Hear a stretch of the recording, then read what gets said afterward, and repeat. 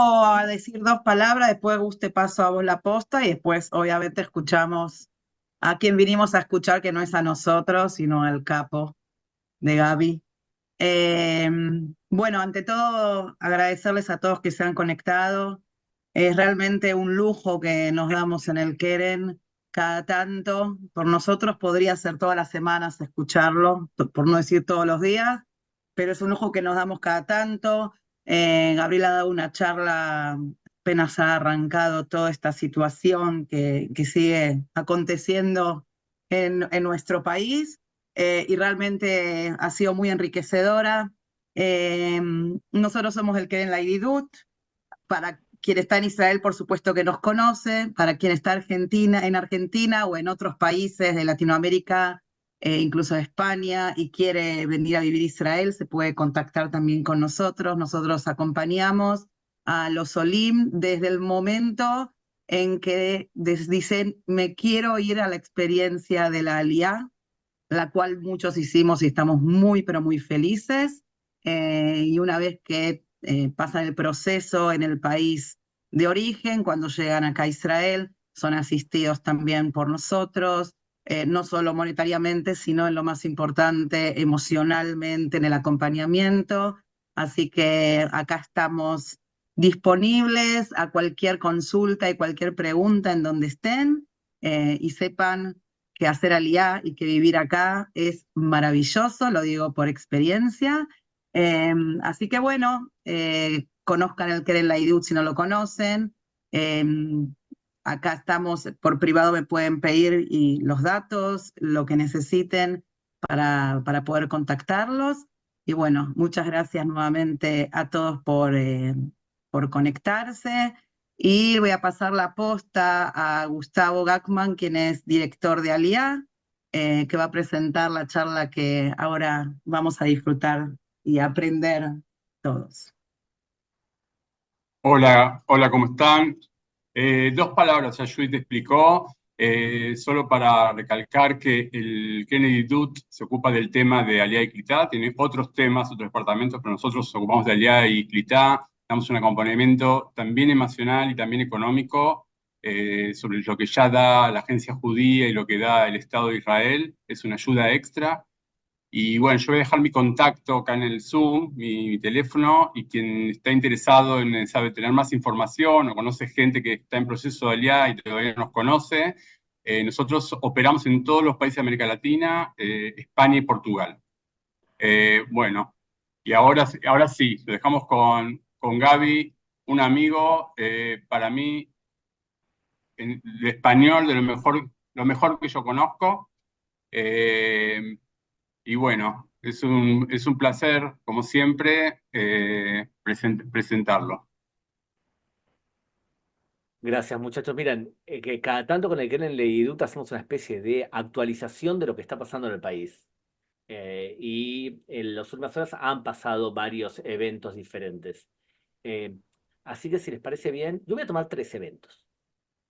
Voy a tomar lo que pasó en la Franja de Gaza ayer, también tomar lo que pasó hoy con respecto a la separación de Benny Gantz del gobierno de Israel. Y me voy a centrar en un tercer punto, que es sobre el fenómeno del antisemitismo en general y lo que estamos viendo en algunos medios de comunicación o en algunas formas de tratar la información desde medios de comunicación determinados. Entonces voy a tratar tres puntos diferentes. Y después, si les parece bien, les paso la palabra a ustedes y por chat va a ser lo más cómodo. Y si querés, Bush y vos, ir seleccionando las preguntas que te parecen más acorde para el desarrollo también de la charla, vamos seleccionando y vamos respondiendo a otros aspectos que tengan que ver con lo que está pasando ahora en la actualidad. Les recuerdo que esta debe ser la cuarta o quinta vez que nos reunimos en el Keren Leidut para hacer actualizaciones. Y bueno, nomás decir que hemos tenido la suerte de los Solim. Cuando yo hice Alía en el 89 no existía Keren Leidut para América Latina, o sea que a mí me ayudó los que ayudaban a todo el mundo y no pude disfrutar de la ayuda suplementaria que otorga este fondo de colaboración judeo-cristiano con la causa judía. Ver Entonces, fue lo más fuerte, güey. eh, Bien. Ok, ¿todos los demás se están escuchando bien? ¿Se escucha bien? Sí, se escucha, Ok, por lo menos se escucha bien. bárbaro. Muy bien. Entonces, lo siguiente.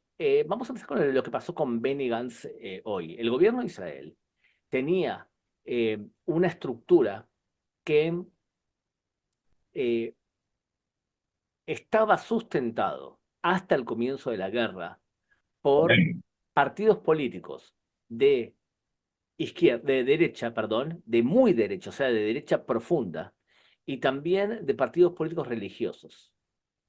Em, entonces, esta coalición es una coalición que no es muy de consenso. O sea, nosotros en Israel tenemos 5 pilares estructurales de poder en Israel. Tenemos los partidos que son árabes, los citamos muy a la izquierda del mapa político, partidos que son de la izquierda sionista, que los dos que tenemos que han sobrevivido son el Partido Laborista y Meretz. Tenemos partidos de centro, que en general en la historia de Israel no duran mucho tiempo en la política. O sea, por ejemplo, partidos como era Shinui en los años 90, un partido que duró poco tiempo en la escena política, y tenemos un partido político que está durando bastante, que es Yesh Atid. Es un partido de centro, liderado por Yair Lapid, que dura ya desde el año 2015. En general, no duraban más de 2 Knesset, más de 2 parlamentos, estos partidos de centro. ¿Se acuerdan, por ejemplo? Incluso uno llegó al poder, el partido de Ehud Olmert, ya ni me acuerdo, mira, el nombre, ¿te acordás? Kadima, ¿no? Kadima, ¿te acordás de Kadima? Un partido que duró también 2 o 3 parlamentos y nada más y después terminó desapareciendo. Los partidos de centro en Israel no tienen mucha y larga duración. Lo que pasa es que en últimos años en Israel el mapa político se transformó en un mapa político en donde más o menos lo que se habla es anti-Netanyahu y pro-Netanyahu. O sea que cambió el mapa político. Cuando estructuralmente tenía 5 pilares, uno ya nombré los partidos árabes, otro la izquierda sionista, un partidos de centro, y después teníamos los partidos de derecha o de centro derecha en todo el bloque, que debería ser Likud y otros partidos, por ejemplo, GIA en el pasado, a los años 80, y por último partidos que son partidos ortodoxos. Esos son los 5 pilares. ¿Ok? Esos son los 5 pilares. Una coalición de gobierno en Israel suele ser una coalición, cuando la lideraba Netanyahu, una coalición en donde él, Netanyahu, le gustaba estar en el centro de su coalición, en donde tenía partidos siempre a la izquierda. A veces era Yesh Atid, otras veces Ehud Barak en el Partido Laborista. Tenía un referente a su izquierda. Tenía un referente religioso. Hay una alianza muy fuerte entre los religiosos ortodoxos y el Likud, el partido de Benjamin Netanyahu. Y tenía también aliados un poco más a la derecha. Entonces Netanyahu se situaba en el centro y lo que iba haciendo era como si fuese un partido pivotal. Él estaba en el centro y a veces podía tomar posiciones más de derecha o más de izquierda y él situarse en el centro. ¿Me siguieron la lógica? Esos fueron los gobiernos tradicionales de Netanyahu. A él le gustaba tener aliados a todos los lados posibles. Netanyahu entró en un proceso judicial que los defensores de Netanyahu dicen que es un juicio prefabricado para sacarlo del poder. Los opositores de Netanyahu era de que Netanyahu era un corrupto. Lo cierto es que Netanyahu estaba en juicio y empezó a ser procesado desde el año 2015 en adelante. La carta de presentación de acusación fue mucho más adelante, 2017-2018. Pero empezó a ser acusado y empieza un movimiento que dice que Netanyahu, por el hecho de estar acusado en un proceso judicial, no puede ser primer ministro. Entonces se crea una situación en donde tenés gente que no está dispuesta a entrar al gobierno de Netanyahu y gente que sí. En un momento determinado de crisis, se crea un mapa político en donde están separados los pro-Netanyahu y los anti-Netanyahu por el tema del proceso judicial, pero no solamente por ese proceso, sino porque, por lo visto, Bibi Netanyahu tiene la cualidad o la no cualidad de hacer sentir a sus socios políticos que los traiciona. Entonces, fíjense que los socios políticos de Netanyahu a lo largo de muchos años se han sentido traicionados por él y declaran que todo el tiempo que Netanyahu esté en el poder, por más que ideológicamente estemos cerca de ustedes, no vamos a entrar en una coalición. Por ejemplo, Lieberman y su partido, a Víctor Lieberman, no están muy lejos ideológicamente de Netanyahu y sin embargo no quieren entrar en una coalición con Netanyahu. Ahí hay menos un problema ideológico y tampoco hay un problema que no quiere entrar con Netanyahu por el tema del proceso judicial, porque justamente Lieberman estuvo en un serio proceso judicial y se salvó raspando. Entonces, acá hay un tema de sentirse traicionado, sentir que Netanyahu no cumple con las promesas que hace a sus socios potenciales y estos le hacen boicot, no por el tema del proceso judicial, sino por el hecho de ser Netanyahu. Me imagino que hay una cantidad de otros políticos que consideran que la única forma de derrotar a Netanyahu no es en las urnas, sino boicoteándolo. Pero cada uno tendremos que entrar en cada uno de los casos. Bien, seguimos con esta lógica. Entonces, teniendo en cuenta esto, y mi opinión personal, ya la agrego, mi opinión personal es que Netanyahu debe tener algún tipo de desinteligencia espiritual. Porque mucha gente que era socio de Netanyahu no quiere sentarse nuevamente con él. O sea que algo has hecho mal para que tanta gente que fue socia tuya no quiera hacerlo. Dicho esto, se creó una situación en Israel en donde la estructura de las alianzas de gobierno ya de por sí son problemáticas y toda una dinámica que ustedes la pueden ver en Argentina, la pueden ver en Estados Unidos, en donde las brechas, y ahora en España también, las brechas crean un mapa en donde la gente deja de ser racional y se transforma en fanatismo puro. O sea, los K y los anti-K en Argentina, Donald Trump, anti-Donald Trump en Estados Unidos. Y también podemos ver lo mismo en España hoy con Pedro Sánchez, anti-Pedro Sánchez. Personas que se fanatizan y dejan de juzgar por lo que hace o por lo que dice, sino por una especie de pensamiento irracional. En Israel también Netanyahu provoca eso. En Israel se da una situación en donde buena parte de la prensa israelí, me gustaría decir qué porcentaje, pero buena parte de los medios digitales importantes en Israel y los medios televisivos tienen una postura anti-Netanyahu clásica. Y clara también. Canal 12, Canal 13, los principales diarios critican duramente a Netanyahu. Pueden tener razón o pueden tener razón, pero tengan en cuenta que cuando un político se une a los gobiernos de Netanyahu, de forma automática todos los medios de comunicación que critican a Netanyahu van a salir en contra de aquel que se unió. Es importante para explicar lo que pasó con Benny Gantz, por eso lo explico de esa forma. Entonces, en otras palabras, si tú entras a un gobierno con Netanyahu, estate seguro que la prensa va a criticarte. Y si estás en la oposición, la prensa que está en contra de Netanyahu va a apoyarte. De la misma forma que hay un canal de televisión específico, que es el canal 14, que tiene una postura obsesivamente pro Netanyahu. Pero es el único medio claro y más o menos que se ve en Israel que tiene esa postura. La gran mayoría no la tiene.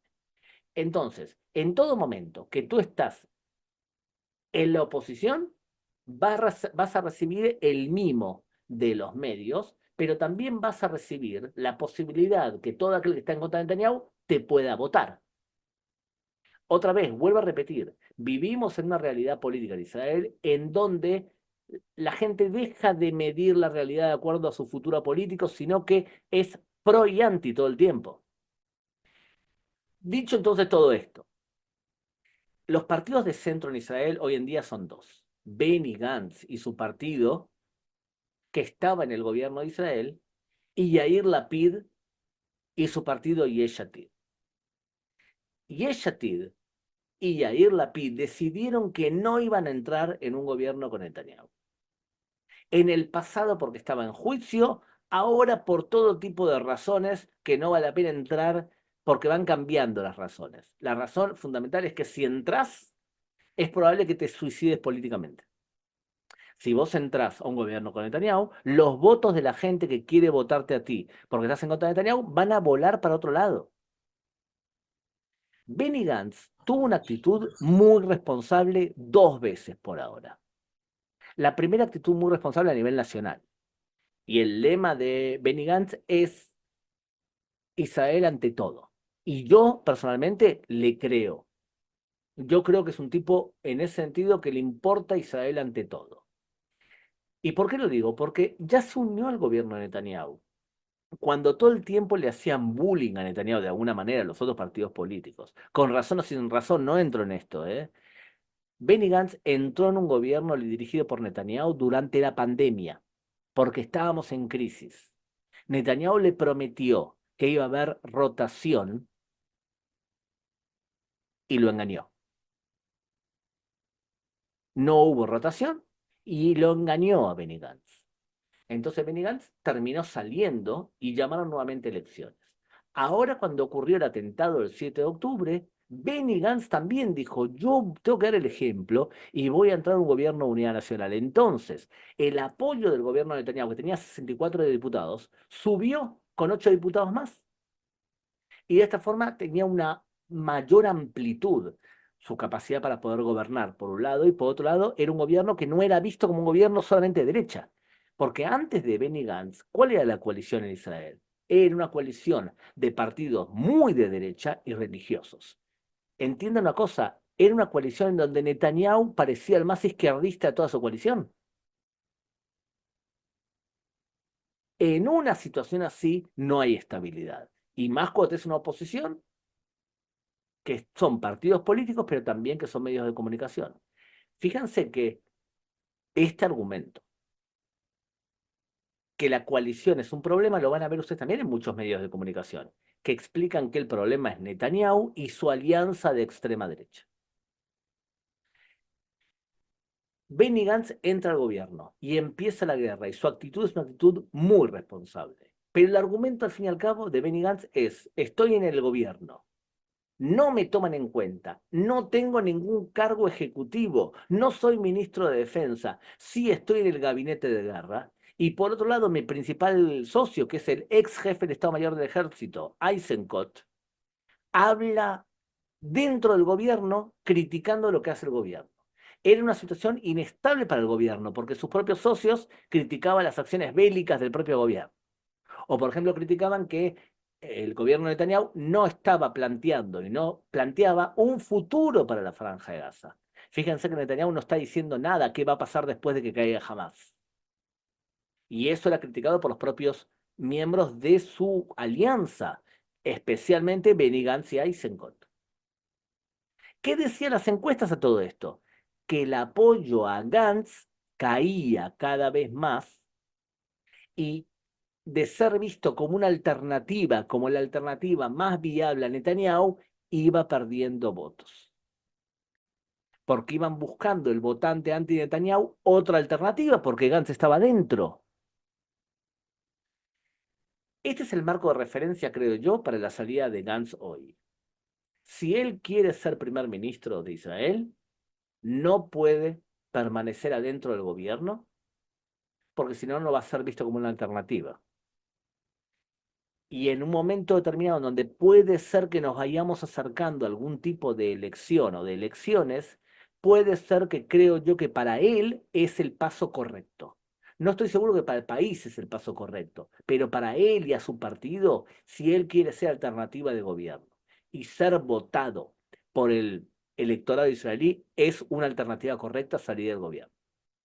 Nos deja a nosotros, los ciudadanos de Israel, con un gobierno nuevamente de muy derecha, en donde Netanyahu vuelve a ser el más izquierdista de todos, de alguna manera. Ahora, esto es un riesgo enorme. Si salimos bien de esta guerra, que no nos queda demasiado claro que sí se haga, es rédito para el gobierno y un punto importante para el gobierno. Pero si no salimos bien de esta guerra, entonces puede ser que sea el comienzo del fin del gobierno de Israel. ¿De qué depende también todo esto? Muchas cosas relacionadas con la justicia, porque si la justicia israelí decide obligar al gobierno de Israel a enrolar a los ortodoxos, que es el tema en bandeja principal ahora, puede ser que los partidos ortodoxos digan yo en ese tipo de gobierno no puedo estar, y ahí sí cae el gobierno y veamos que se adelantan las elecciones. O sea que lo que puede voltear este gobierno creo yo, no es la guerra con Hamas y no es la guerra con Hezbollah, lo que puede, y menos el juicio de Netanyahu, que está prácticamente muerto. El juicio de Netanyahu no tiene carne, realmente no tiene carne, para sentenciarlo, ni mucho menos. Fíjense que los que son israelíes que están escuchando esto, fíjense que ustedes no escuchan nada de los medios de comunicación con respecto a los juicios de Netanyahu. Yo lo sigo muy de cerca porque me interesa desde el punto de vista legal lo que está ocurriendo, y mi opinión es que Netanyahu va a ser absuelto. Es más, no se extrañen que los jueces determinen algo que es: no hay acusación. O sea, cuando en el proceso judicial no hay caso, no hay un caso contra el acusado, puede los jueces decir: no hace falta seguir con el juicio. El juicio queda de alguna manera no anulado, pero lo que queda es que no hay caso. Puede ser que los jueces, ahora que estamos terminando la acusación contra Netanyahu, puede ser que declaren que en case. Y en ese caso el juicio se terminó. Ustedes no están escuchando nada sobre respecto al juicio. Mi opinión personal es que el juicio de Netanyahu va a caer. De hecho, para mí murió el juicio, no hay case. Me extrañaría si los jueces le permiten seguir adelante con este caso. De todas formas, puede ser que esa sea la razón para que caiga el gobierno actual de Israel. Vuelvo a repetir, es probable, creo yo, que el caso más importante sea por el tema de el enrolamiento a los ortodoxos. Que eso haga que puede ser que por eso caiga este gobierno. ¿Se entendió lo que expliqué? Los que tengan la cámara prendida, hágame con la cabeza, porque yo estoy... vi que han hecho una pregunta y no la he podido leer. Creo que era... Un segundito. Alguien había preguntado a qué me refería cuando digo una finalización exitosa de la guerra, ¿verdad? Entonces, eso creo yo que es lo que ha ocurrido políticamente. No son buenas noticias para la estabilidad interna de Israel. Intuitivamente creo yo que buena parte del electorado israelí prefiere un gobierno de unidad nacional. Estamos en guerra, es muy importante transmitir unidad. Este es el primer punto.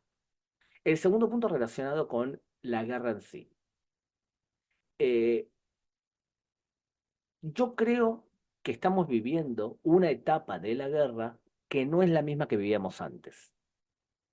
Cuando empezó la guerra en la Franja de Gaza, nosotros veíamos un ataque masivo desde el aire del ejército de Israel y una entrada terrestre de enormes cantidades de, ahora respondo, Esther, enorme cantidad de soldados dentro de la Franja de Gaza. Si no me equivoco, tu hijo, Gushi, también estaba por ahí merodeando de entrar a la Franja de Gaza, no entrar a la Franja de Gaza. O sea que teníamos una estrategia militar basada en un ataque masivo de Israel. Lo que ha pasado es que organizativamente Hamas ha sido muy debilitado desde el punto de vista de su capacidad bélica. Fíjense, Israel dice que mató alrededor de 14.000 soldados de Hamas. Si los soldados de Hamas era 2 veces esa cantidad o 3 veces esa cantidad, estamos hablando de una reducción de su capacidad bélica en términos de soldados. Pero también vemos una reducción en la cantidad de misiles y de cohetes que nos envían, que nos lanzan. Entonces, evidentemente, hay una reducción de la capacidad bélica de Hamas. Les recuerdo, los objetivos declarados de Israel no fueron y nunca han sido destruir a Hamas. Porque sería un suicidio declarar algo así cuando realmente no tiene Israel la capacidad para poder destruir a Hamas, porque Hamas es una idea, no es algo. Entonces, ¿qué declaró Israel? Israel lo que declaró fueron 3 cosas. Primero, destruir la capacidad bélica de Hamas en la Franja de Gaza. Primero. Segundo, destruir el gobierno, o sea, que no sigan gobernando Hamas. Cosa que nos plantea un problema y es, ¿y qué alternativa hay al gobierno de Hamas?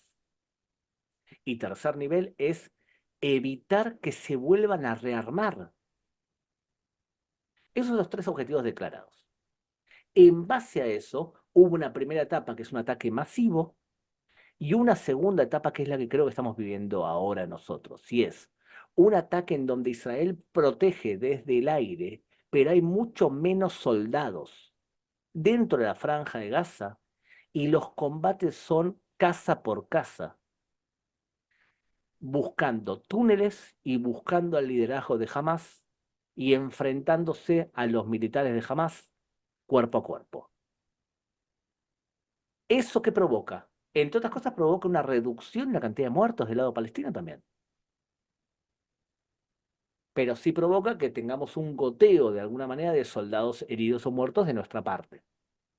Esto también provoca que aquellos secuestrados israelíes, que hoy en día más o menos son unos 120, esos secuestrados israelíes que están bajo tierra sean difíciles de conseguir, pero los que están arriba de la tierra, que están en familias y que son hospedados por civiles palestinos, como los que ocurrió en las últimas horas, sí puedan exponerse a la posibilidad de una liberación por la fuerza.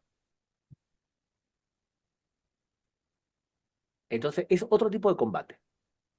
Este tipo de combate también coincide con otra cosa. Con una presión muy fuerte de Estados Unidos en contra de Israel, de la administración Biden en contra de Israel y una amenaza de no suplir con armas a Israel.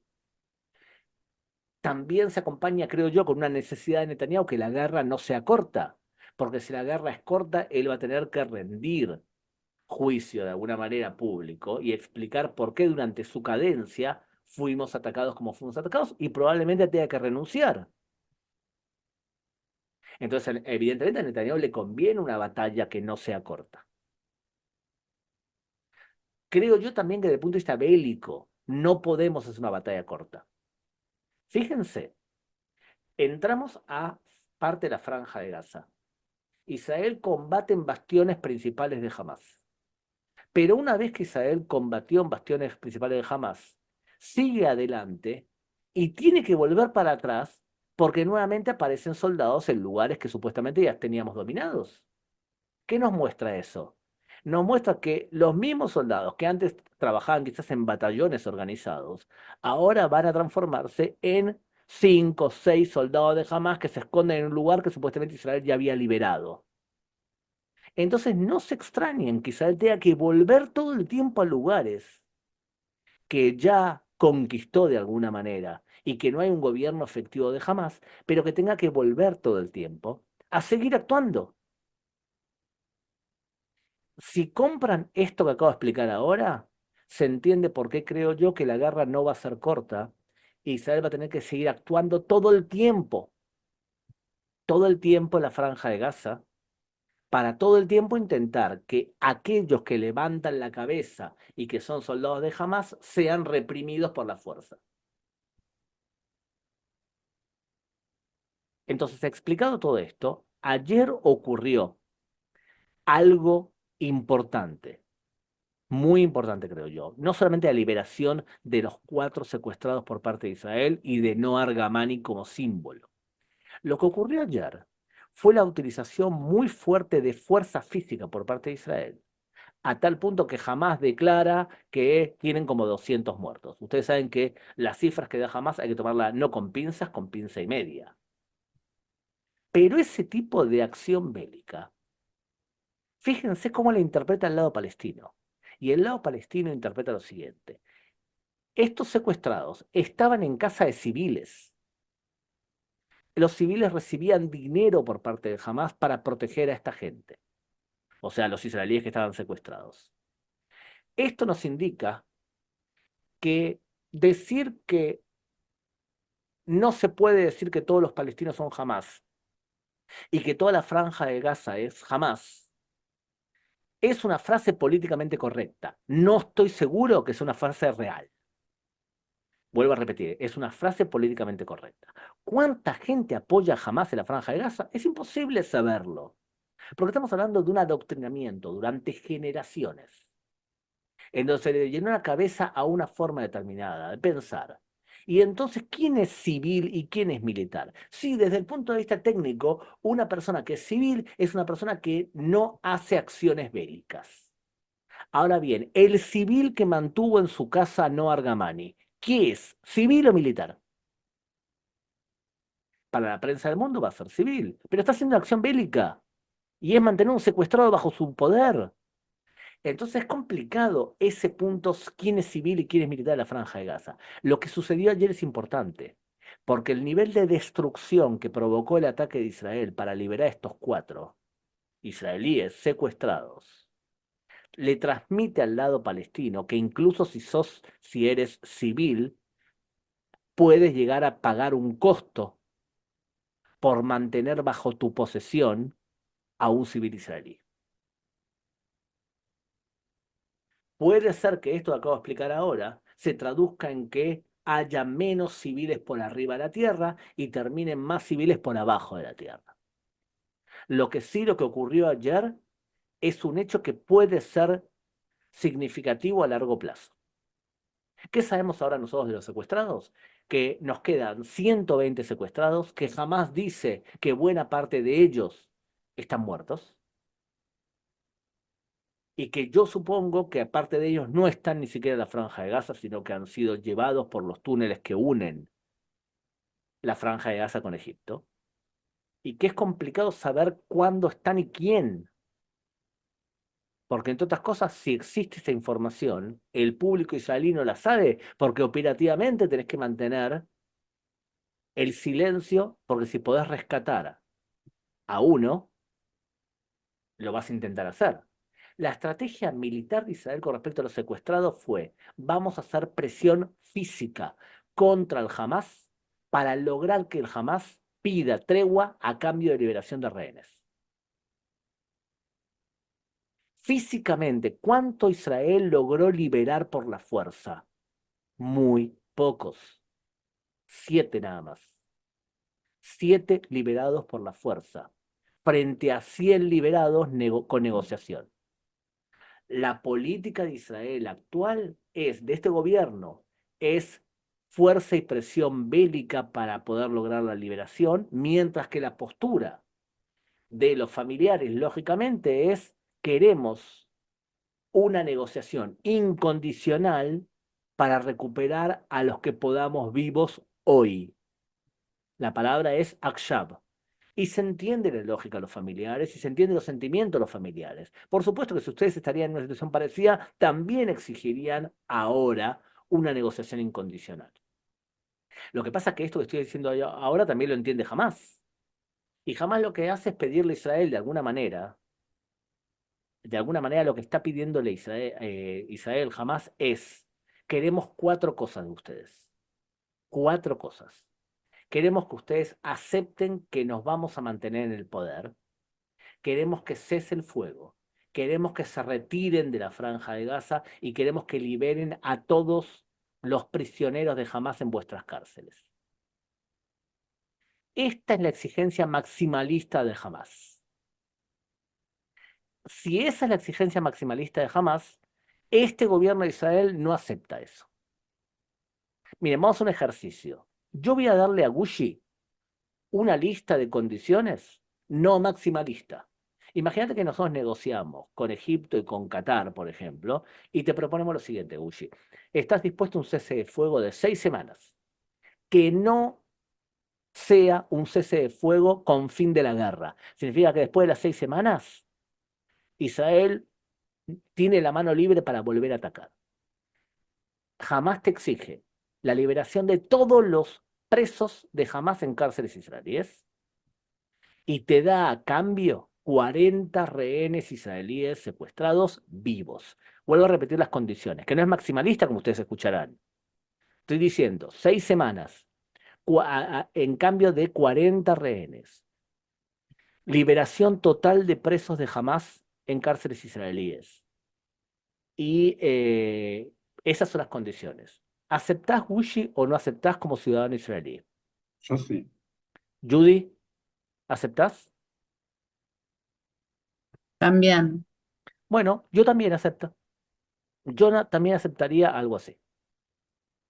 Ahora, en el marco de lo maximalista que exige Hamás y lo que piden las familias, que es la incondicionalidad, ahí se puede medir cuál es la propuesta más vigente.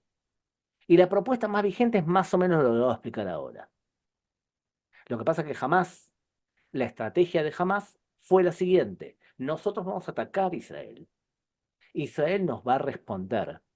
Y nuestro objetivo estratégico es sobrevivir a la respuesta israelí. Si nosotros logramos sobrevivir a la respuesta israelí, ganamos. ¿Por qué podemos sobrevivir a una respuesta como la israelí? Podemos sobrevivir a una respuesta israelí porque la cantidad de muertos que va a provocar Israel va a crear que la prensa internacional y países del mundo sometan a Israel a una presión tan grande, más el antisemitismo que hay en el mundo, va a provocar una presión contra Israel que la va a obligar a detener la guerra. Vuelvo a repetir la estrategia. Atacamos, nos van a responder, la presión internacional contra Israel va a ser tan grande que Israel va a tener que parar los combates. Si nosotros sobrevivimos a esa situación, ganamos, va a decir Hamás. Y vamos a poder explicarle a nuestros hijos que hemos humillado a Israel como nunca a nadie hizo en la historia del Islam. Yo les quiero hacer una pregunta. ¿Ustedes creen hoy, según la realidad actual, que dentro de 50 años Hamás y otros palestinos van a contarle a sus hijos lo que pasó el 7 de octubre? Yo creo que sí, totalmente. Este evento, para mí, forma parte ya de la educación de heroísmo islámico cuando humillaron a los judíos el 7 de octubre del 2023. Según la lógica que acabo de explicar antes, Hamás por ahora va triunfando todo tiempo, todo momento que se mantenga en el poder. Mi respuesta es sí, por ahora Hamás va triunfando. E imágenes como la que vimos ayer son pequeñas imágenes de triunfo del lado israelí. ¿Se entendió el segundo punto que acabo de explicar? Voy a repasar rápidamente preguntas que han hecho en el chat. ¿Qué sería no salir bien de esta guerra? Bueno, lo que acabo de explicar ahora, no salir bien de esta guerra es crear la situación, me lo explicó Ruth. ¿Qué sería no salir bien de esta guerra? Sería que el lado palestino salga convencido que logró hacer un macroatentado, humillando a los judíos sin pagar el precio suficiente. Hoy creo que si termina la guerra hoy, Israel no sale bien de esta guerra. Dice Eshet Jael, ¿por qué es necesario enrolar y enviar a los ortodoxos a la guerra? Porque después del 7 de octubre y después de que todos los ciudadanos de Israel mandamos a nuestros hijos al ejército durante 5, 6, 7 meses, no podemos ya seguir en una situación en donde nuestros hijos son los únicos que sacrifican su vida física para beneficio de toda la comunidad. ¿Saben qué? Voy a volver a utilizar a los dos israelíes, a Gushi y a Judy. Gushi, sé que tenés un hijo en el ejército, yo estoy por enrolar a mi hijo en el ejército también, a Eitan, mi hijo más chico, mi hija está en el ejército. Judy, no sé si tenés hijos en el ejército ahora. El año que viene se enrola. Perdón, ¿no te escuché bien? Mi hija el año que viene se enrola y Claro. tengo dos más que un par de años. Imagínate lo siguiente, la propuesta del gobierno israelí es enrolar inmediatamente a 3.000 ortodoxos, que el ejército no sabe muy bien qué hacer con ellos, pero digamos que logre captarlos bien. La pregunta a los dos es la siguiente, ¿están dispuestos a que los ortodoxos no hagan tareas de combate, pero hagan otras tareas que es indispensable, que liberan a gente que hace tareas más de mantenimiento? O sea, el hecho de enrolar a los ortodoxos, ustedes dos como israelíes, ¿quieren que los ortodoxos salgan a pelear adelante como hacen otros? ¿O en una primera etapa estarían dispuestos a que se enrolen en el ejército, incluso sin ser combatientes directos como son nuestros hijos? ¿Qué opinan? Este, ¿Muchito? Estaría dispuesto porque es mejor que nada, no creo que sea lo correcto. Claro. ¿Judy? Sí, lo mismo, estaría dispuesta por lo menos que participen del ejército. En realidad cada uno podría elegir después a qué sector también del ejército podría ir, ortodoxo o no ortodoxo, cada uno puede elegir a qué aplicar. Hay muchos que tampoco quieren ir a lo que se llama kraví, que es la lucha. Pero sí creo que esos 3 años que todos dedican a servir a la Medina lo deberían hacer todos sin distinción de creencia religiosa, por supuesto. Tal cual, y de hecho una de las preguntas que hay acá es ¿por qué hablamos todo el tiempo de los ortodoxos judíos y no hablamos de los árabes israelíes, que es el 20% de la población? ¿Por qué ellos no hacen nada de servicio público? Les recuerdo, la historia de los ortodoxos en el ejército empieza de hecho con David Ben Gurión, que él estaba convencido como socialista que la ortodoxia era un elemento efímero de la historia. O sea, los ortodoxos, después del Holocausto, la ortodoxia y el judaísmo ortodoxo era un elemento que iba a ir desapareciendo, porque iba a triunfar las ideas socialistas y laicas. Los ortodoxos pensaban, muy lindo lo de Ben Gurión, pero vamos a terminar ganando nosotros. Pregunta lógica, ¿quién piensan que tenía razón a la hora de evaluar la realidad? ¿Los ortodoxos o Ben Gurión? Yo creo que tenían más razón los ortodoxos que Ben Gurión. Y Ben Gurión llegó a un acuerdo con los ortodoxos que 400 sabios judíos no iban a ser enrolados en el ejército para liberarlos para que se dediquen a temas religiosos. Esos 400 fue aumentando a tal punto que se creó toda una especie de empresa en donde los ortodoxos casi de forma automática se liberaban del ejército. El ejército israelí era un ejército que los estrategas del ejército pensaron que mejora que sea un ejército chiquitito y eficiente, cosa que también se demostró que era un error, y por lo tanto no necesitaban a los ortodoxos. Encima, el gobierno, por el estilo de coalición que tenemos en Israel, le pagaba a ortodoxos para que sigan estudiando. Entonces se creó una especie de empresa en donde para una persona ortodoxa era bueno no servir al ejército. Creo yo que incluso la derecha liberal del Likud, de alguna manera, no está aceptando más la situación del status quo donde los ortodoxos no den su parte también después del 7 de octubre. El 7 de octubre, en ese sentido, sí dio vuelta a las cartas de manera diferente. Entonces, la pregunta de Shet Hail, ¿por qué es necesario a los ortodoxos? Justamente por un tema de responsabilidad civil. Después del 7 de octubre está muy mal visto el status quo imperante. Y en el estilo de coalición del gobierno actual de Israel, no estoy seguro que se dé las condiciones para que puedan aceptar el gobierno actual sustentado en la ortodoxia judía que esté dispuesto a dar los pasos legales para ordenar este tema.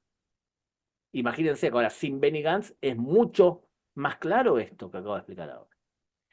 Y Gaby Mujafra dice, son los izquierdistas los que hacen la desunión. Gucci es el problema principal que tiene. Entonces, pregunta también, ¿existen otros eventuales candidatos para un nuevo gobierno?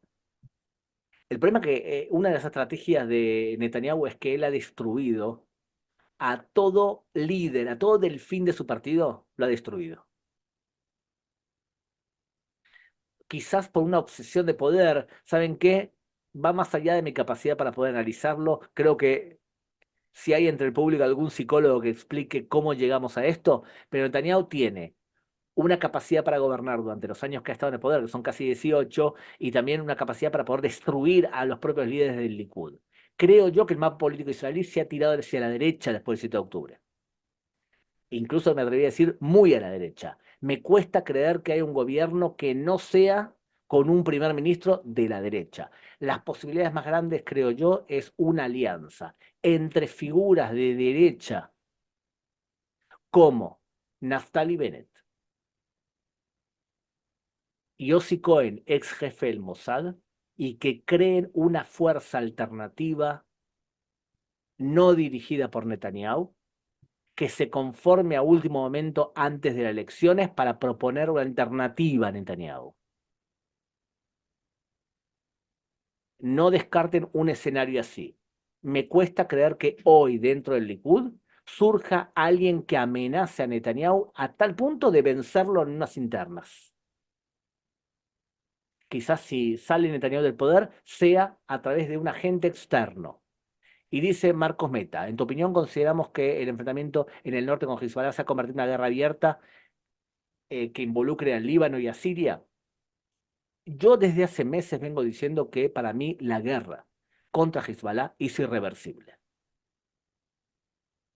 Y es irreversible por una cuestión netamente lógica. Y la cuestión lógica es la siguiente. Marcos, ¿tú estás de acuerdo conmigo que Hezbollah probablemente está dispuesto a hacer un atentado parecido al 7 de octubre? De hecho, la acción bélica del 7 de octubre no fue planificada por Hamas. Es un modus operandi de una película que hizo Hezbollah en el año 2017. O sea, actuaron siguiendo los patrones de conducta de lo que había propuesto Hezbollah. Ahora, Hezbollah tiene 200.000 cohetes para atacarnos. Y en las últimas semanas ha demostrado una capacidad bélica que desconocíamos, especialmente con avioncitos explosivos llamados Katbamim, que son muy complicados de derribar por los sistemas de defensa israelíes. Nos están haciendo mucho daño con ese tipo de armas. Tiene 200.000 cohetes por lo menos, tiene entre 50.000 y 100.000 soldados, tiene 3.000 kilómetros de túneles. Comparémoslo con Hamas. Hamas, 500 kilómetros de túneles, Hezbollah 3.000. Hamas, 24.000 soldados, 30.000 soldados, Hezbollah, 50.000, 100.000. Cantidad de cohetes. O sea que la fuerza bélica que tiene Hezbollah es mucho más grande que Hamas. Además, tiene otra fuerza Hezbollah que Hamas no tiene. Hoy en día, Hezbollah es quien domina y gobierna el Líbano. ¿Estamos de acuerdo? Tiene, entre otras cosas, un sustento económico, entre otras cosas porque se ha transformado en un narcoestado. Fabrica drogas, la vende por el mundo, ha hecho alianza con los narcos en América Latina y tiene unos ingresos de dinero que otros no tienen. Entonces, atacar por parte de Israel a Hezbollah es algo irreversible, porque si lo dejas seguir creciendo, el daño que te va a hacer en el futuro es mucho mayor que el que te va a hacer hoy. Vas a dejar que sigan creciendo y en vez de tener cohetes, ya van a tener masivamente misiles. La diferencia es que un misil tiene motor y lo podés direccionar. Un cohete va para donde lo apuntás. El objetivo de Hezbollah con la ayuda de Irán es transformar todos sus cohetes en misiles. En el camino, Israel tiene 60.000 a 70.000 ciudadanos israelíes desalojados del norte. Es la primera vez en la historia del sionismo que un ataque bélico en contra de los judíos provoca el desalojo de población. Para los que participaron en movimientos juveniles como Anor Atzioni y demás, movimientos como Kibbutzim, como Eina Shloshá y otros lugares que estaban en la frontera con la Franja de Gaza, no fueron desalojados en la Guerra de Independencia o fueron desalojados en mujeres y niños, pero nos quedamos porque había que defender la frontera. La primera vez en la historia que nosotros desalojamos ciudades enteras. Una situación como la que acabo de escribir ahora es insostenible para Israel. Entonces lo lógico sería que Israel ataque ahora aprovechando que ya estamos en guerra. Y por eso personas como por ejemplo el hijo de Bush y demás estaban mantenidos en stand-by para atacar en caso de necesidad. Y también explica por qué tenemos menos soldados dentro de la Franja de Gaza. Nos sirve tácticamente para que haya una acción más continua, bélica, pero nos sirve también para darle descanso a nuestros soldados para prepararlos en caso de que tengamos que atacar a Hezbollah. Entonces yo creo que desde el punto de vista teórico, Israel debería atacar a Hezbollah. Debería. ¿Qué ha hecho hasta ahora? Ha matado más de 300 líderes de Hezbollah o soldados de Hezbollah importantes, esperando, creo yo, que Hezbollah reaccione. Esperando que Hezbollah reaccione. Hezbollah no ha reaccionado. Y cuando digo reaccionado es que nos lancen 2.000 misiles por día, que es lo que se suponía que podían hacer. No lo ha hecho. Sino lo que ha hecho es mantenido 30, 40, Katbamim, esto que te acabo de explicar ahora de los aviones explosivos. Pero no ha penetrado dentro de Israel, no ha lanzado una cantidad insostenible y no ha disparado contra Jerusalén o contra lugares centrales. O sea, creo yo que Hezbollah intenta mantener el conflicto en un golpe, golpe, golpe, golpe, sin escalar. ¿A nosotros en Israel nos serviría que Hezbollah escale un poco? Creo yo que sí, porque le explicaría al mundo la necesidad de un combate más abierto. Me preguntas a mí, yo creo que Israel está interesada en un combate abierto contra Hezbollah. Y Hezbollah no está interesada en un combate abierto con Israel. porque sabe que Israel va a utilizar su fuerza bélica contundente para debilitarlo mucho. No creo que Irán salga a defender a Hezbollah más allá de lo que está haciendo hasta ahora. O sea, ¿va a abrir otro frente contra Israel para defender a Hezbollah? Me cuesta creerlo. Tengo la explicación para esa. Entre otras cosas porque Irán es chiita, persa, y odian a los árabes. Una cosa es que Hezbollah sea tu mejor amigo y otra cosa es que lo ames y te juegues el pellejo para defender a Hezbollah. Me cuesta creer que hagan eso. Y segundo, porque al fin y al cabo, cuando atacaste a Israel, pagaste un precio. Fíjate lo que ocurrió cuando Irán atacó a Israel. Pagó un precio. O sea que yo, en general, suelo pensar que Irán me cuesta creer que salga a defender a Hezbollah en una guerra entre ambos. Y me cuesta creer que Siria se sume con su ejército nacional porque realmente está fundida internamente. Lo que sí creo que Israel va a utilizar la estrategia de atacar al Líbano como Líbano y no tanto a Hezbollah. Debido a que Hezbollah gobierna el Líbano, creo yo que es lo que va a ocurrir. Puede ser que las próximas semanas, o sea, fíjate que Israel está preparando el terreno de la opinión pública para un ataque contra el Líbano. Lo está preparando. ¿De qué depende? Bueno, dependería mucho de que Estados Unidos nos dé cierto tipo de apoyo o que algunos países nos den cierto tipo de apoyo. Si esto no ocurre, depende de cómo salgan las elecciones de noviembre de Estados Unidos. Yo creo que Netanyahu está rezando para que cambie el gobierno de Estados Unidos y que vuelva a tener mano libre para poder hacer un montón de cosas. Y que el nuevo gobierno de Donald Trump, si es que triunfa, empiece a presionar a los Petro, a los López Obrador, para que no hagan una política de ataque hacia su aliado. Porque uno de los problemas que tiene Israel hoy es que Estados Unidos no sale a la defensa de Israel sancionando a los Petro, a los López Obrador, a los Sánchez, sino que los deja actuar. Y es a la Sheinbaum, no al observador Bueno, judío. todavía no asumió.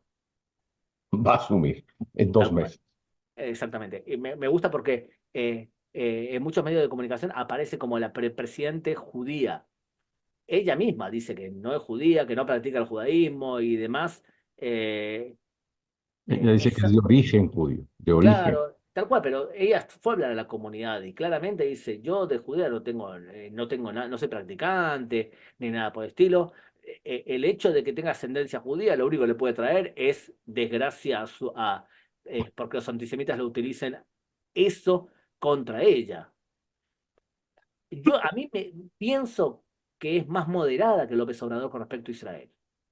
Considero que es más moderada, pero en el terreno se ven los pingos. Al fin y al cabo, López Obrador durante años tampoco tuvo una actitud en contra de Israel y en contra de los judíos demasiado importante. En la última etapa ocurrió que se sacó un poquito más de lo que hacía. Sí me esperaba una actitud como Petro, sí me esperaba un Boric, porque él fue educado como antisemita. En su casa sí tenía influencia antisemita, pero sí me esperaba de alguien así. De López Obrador me lo esperaba menos en la última etapa de su gobierno, quizás porque justamente estaba en la última etapa de su gobierno. De Sánchez sí me esperaba algo así, por el tipo de coalición que tenía. De todas formas, mi respuesta es yo creo que sí, y ese es el tercer tema que quería tratar. Creo que sí, Israel debería, desde el punto de vista teórico, hacer algo con Hezbollah, porque si no la población israelí civil no va a poder volver al norte a vivir. Y vamos a transmitir al Medio Oriente un mensaje problemático. Y voy a terminar con esto antes de pasar a vuestras preguntas. Si es, en el Medio Oriente, el que no transmite fortaleza física no logra firmar acuerdos de paz. Si Israel quiere firmar paz con países como Arabia Saudita, tiene que terminar esta contienda bélica con una imagen en el Medio Oriente que es realmente fuerte y que lo que ocurrió el 7 de octubre fue una especie de accidente que le puede ocurrir a otros también. Si salís como débil, no vas a firmar acuerdos de paz. Hoy todavía no recuperamos la imagen de fuerte. Acciones como la de ayer sí ayudan a posicionarte nuevamente como alguien que es contundente. Muy bien. Eh, Benny Gantz dice, Marcos nuevamente, que Benny Gantz califica que no ganaremos como está planeada la guerra. Eh, puede ser, puede ser. Muy bien. A ver, me estoy viendo si me estoy comiendo alguna pregunta. Un segundito. Hay muchas opiniones que tienen ustedes, que buena parte de ellas estoy viendo que estoy de acuerdo. No quiero citar una a una. A partir de ese momento que he leído todos los mensajes, que eran principalmente temas de posicionamiento de ustedes, principalmente, ¿hay algún tema de los 3 temas que hemos tratado? Y es Hezbollah en el norte, en base a la pregunta de Marcos Meta, lo que ocurrió y la estrategia militar israelí en la Franja de Gaza y el tema de los secuestrados. Y el tercer tema, el gobierno de Israel y la inestabilidad y quizás el comienzo del desmembramiento y el adelanto a las elecciones con la salida de Benny Gantz. ¿Hay algún tema más que nos ha quedado pendiente antes de concluir esta actualización?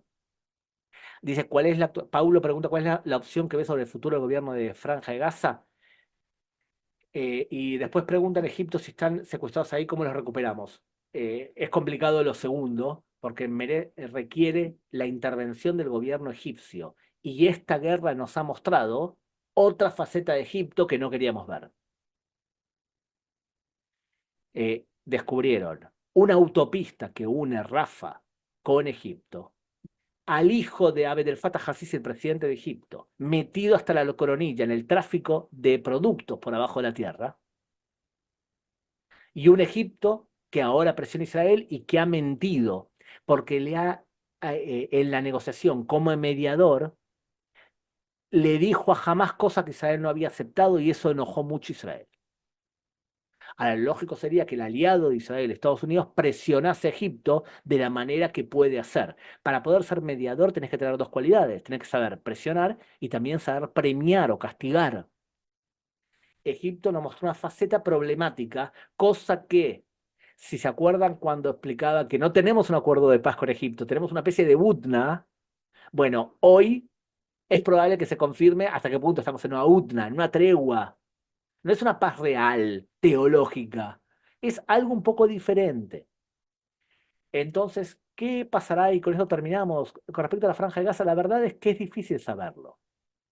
Lo lógico, lo bueno para Israel sería que Estados Unidos, su aliado, y quizás con Trump eso sí ocurra, le diga a Egipto lo siguiente. Ustedes reciben de nuestra parte 2.200 millones de dólares por año por haber firmado la paz con Israel en Camp David en el 79. Israel recibe 3.000, ahora 3.800, ustedes reciben 2.200. De los 2.200 que reciben ustedes, 1.500 lo utilizan para productos civiles, pero 700 para armas. Nosotros, Estados Unidos, declaramos que si ustedes no asumen responsabilidad sobre la Franja de Gaza de alguna manera, vamos a castigarlos económicamente. Si eso ocurre, a nosotros nos conviene que el que se haga cargo, de hecho, de la Franja de Gaza sea Egipto. ¿Va a ocurrir? No creo, porque los egipcios no son tan tontos para meterse a administrar una cantidad importante de gente extremizada. Pero eso nos convendría a nosotros. La estrategia de Israel, que algunos dicen que sería la correcta, sería sacar al Hamás y poner a los clanes que viven en la Franja de Gaza para que cada uno gobierne barrios o ciudades determinadas. ¿Me siguieron? Que hay una administración civil local. En la historia del Islam, ese tipo de patrón de conducta termina casi siempre entre que los clanes se matan entre ellos. O sea que puede ser que lo que haya es una anarquía mayor en la Franja de Gaza. Lo que quiere Estados Unidos y Europa es que la Franja de Gaza sea gobernada nuevamente por la Autoridad Palestina. Y de esa forma, si gobiernan en Cisjordania y gobiernan en la Franja de Gaza, se crea un Estado palestino. Este gobierno de Israel dice que la Autoridad Palestina es tan terrorista y educa tanto al terrorismo como lo que hace Hamás. Y por lo tanto, este gobierno de Israel no quiere saber nada con la Autoridad Palestina. Algunos dirán, bueno, no quiere saber nada porque no quiere crear un Estado palestino. Lo dejo a vuestro criterio eso. Pero Europa y Estados Unidos prefieren que la Franja de Gaza pase a ser dominada por la Autoridad Palestina. El cuarto escenario es que durante un tiempo determinado haya un gobierno militar en la Franja de Gaza y que la Franja de Gaza sea conquistada militarmente por Israel. Eso es lo que el ministro de Defensa declaró que no quiere y que Benny Gantz tampoco quiere. Y Benny Gantz le dice hoy al ministro de Defensa, que es del Likud, una cosa es decir lo que no estás de acuerdo y otra cosa es accionar, o sea, irte del gobierno. Son 4 escenarios, creo yo, posibles. ¿Cuál es el que es más probable? No sé hoy. Creo yo que vamos hacia una ocupación militar momentánea de la Franja de Gaza, en donde entremos y salimos todo el tiempo. El hecho que Netanyahu no diga qué va a pasar después con la Franja de Gaza es lo que es tan criticable, o lo que la oposición critica a Netanyahu. Explícanos qué va a pasar después. Y Netanyahu lo que hace es, ahora estamos en guerra, no es el momento de explicar lo que va a pasar después, y además falta contenido. Entre otras cosas, falta saber cómo van a terminar las elecciones de Estados Unidos. En base a eso voy a poder decidir qué es lo que va a ocurrir. Muy bien. Quiero terminar nomás con el siguiente punto.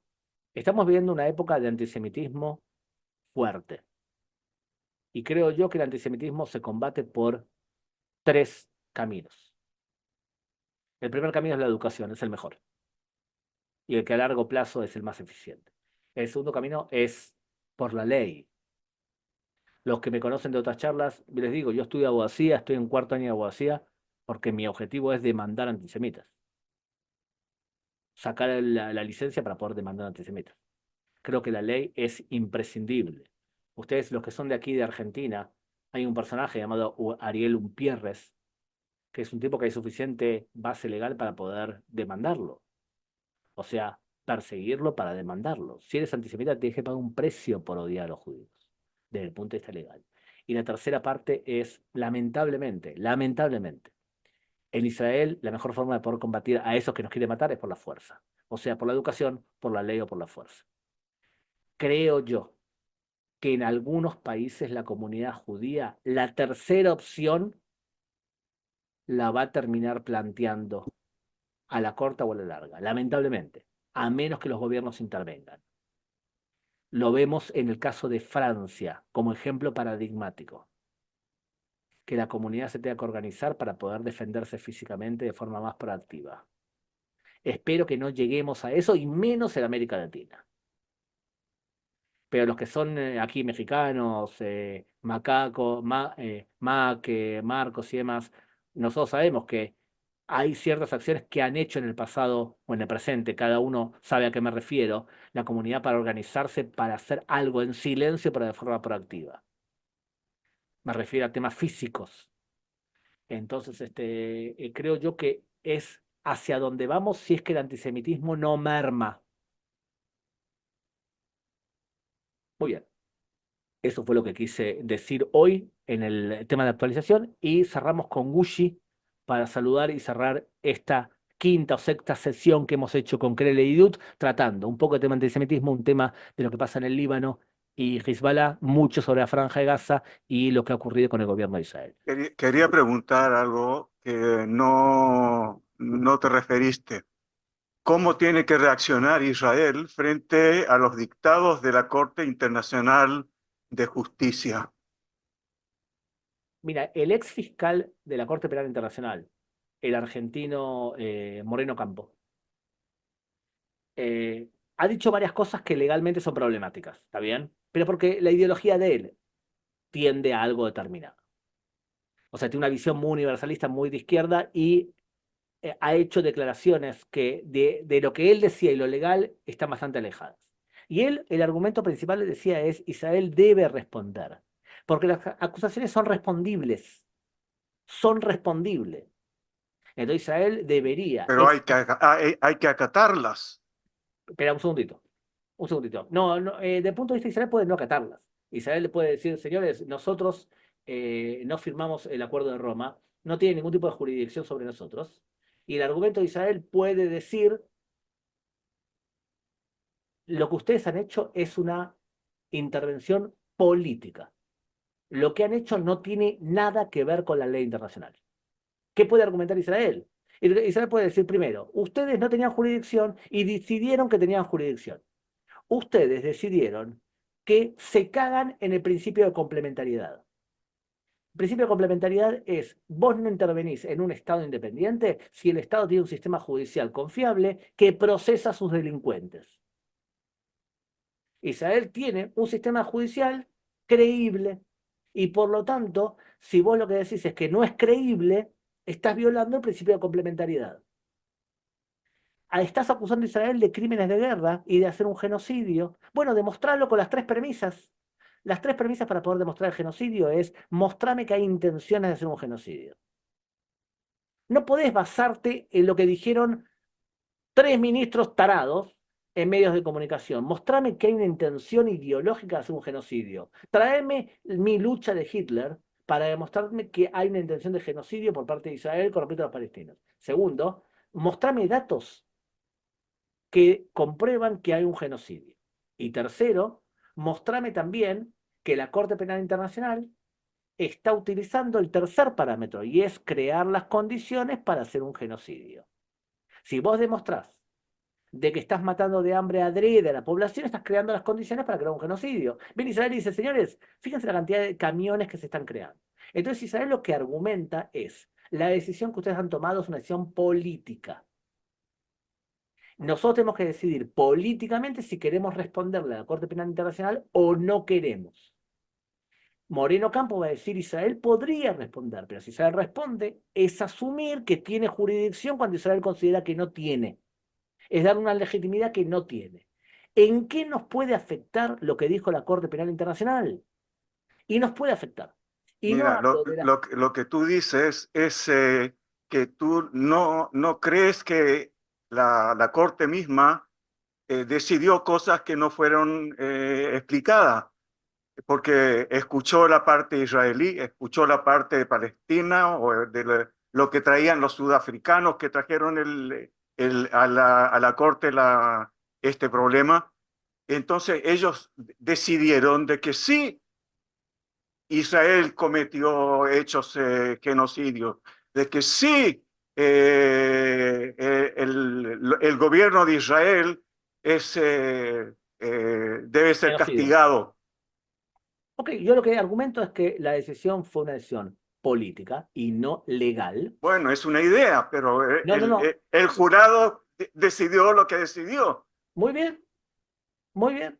Vos ahora podés decidir como Estado independiente, decirle, debido a que es una decisión política y no judicial, y yo desde el punto de vista legal considero que no hay base para una acusación como la que hizo la Corte Penal Internacional. No hay caso legal. Ahora bien, porque estás violando tu propia ley. Lo que era de esperar es que al ser una decisión política, los que están en contra de ese tipo de acciones castiguen a la Corte Penal Internacional.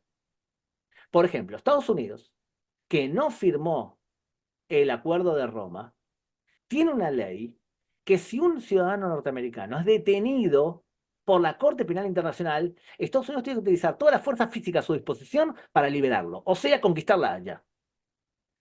Entonces, diputados, representantes del Congreso de Estados Unidos se están movilizando para sancionar a la Corte Penal Internacional y ponerle límites y decirle, ustedes están violando ese juego.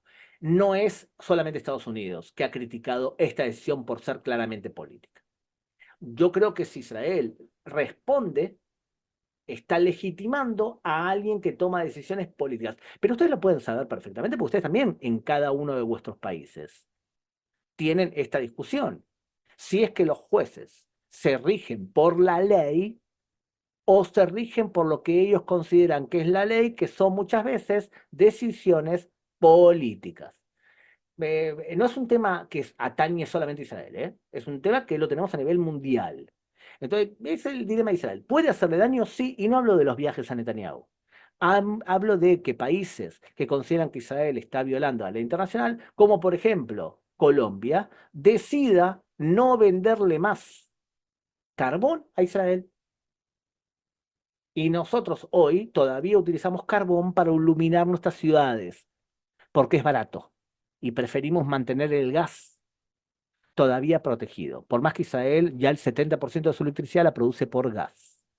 Le compramos carbón a Sudáfrica y a Colombia, entre otras cosas. O sea, se nos va a dificultar el tema de la compra de carbón. mientras que esté Petro en el poder. O sea que ahí ves una manifestación de cómo puede ser que lo que ha dicho la Corte Penal afecte a Israel. Lo que es seguro que afecta a Israel es en su imagen internacional. Ve a explicarle a una persona que no sabe nada de ley que acá la Corte Penal Internacional ha violado 3 principios básicos de la Corte Penal Internacional: la complementariedad, la justificación de genocidio, que no hay pruebas, ni mucho menos, y segundo, tú has dicho, ¿ha escuchado a Israel? No, no ha escuchado a Israel. La Corte Penal Internacional no ha escuchado a Israel y no ha llegado al terreno para investigar, sino que los datos que justifica la acusación de genocidio están todavía en base a lo que dice Hamás y a los datos numéricos que dice Hamás. Entonces yo creo que nos puede hacer daño, sin duda que nos puede hacer daño. Nos puede hacer daño desde el punto de vista de nuestra imagen internacional, sin duda. Muy bien, queridísimos. Fue un placer nuevamente estar 1 hora y cuarto hablando como un loro. Eh, les agradezco por haber venido a esta actividad del Keren Leidut nuevamente, y me imagino que a medida que vayamos avanzando en esto que va a durar tiempo, nos vamos a seguir reuniendo en este marco o en otros. Así que muchísimas gracias, y Wishi, te paso la palabra para saludar a todos los demás.